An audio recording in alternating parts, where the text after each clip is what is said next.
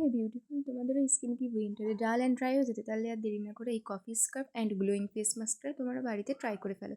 প্রথমে আমরা কাঁচা দুধ নিয়ে সেটাকে তুলোয় ভিজিয়ে ভালো করে স্কিনটাকে ওয়াশ করে নেব। তারপরে ওই কাঁচা দুধের মধ্যে চালের গুঁড়ি আর কফি মিশিয়ে ভালো করে এরকম একটা পেস্টি ফেস প্যাক বানিয়ে সেটাকে মুখে রেখে 2 মিনিট মতন রেখে দেওয়ার পর ভালো করে স্কিনটাকে রাব করে ধুয়ে নিতে হবে। হালকা হাতে 2 মিনিট রাব করার পর স্কিনটাকে ঠান্ডা জল দিয়ে ধুয়ে নিতে হবে। তারপরে দেখো স্কিনটাতে কতটা সুন্দর গ্লোয়ি একটা এফেক্ট চলে এসেছে, মাত্র একবার ইউজে এই এফেক্টটা চলে এসছে।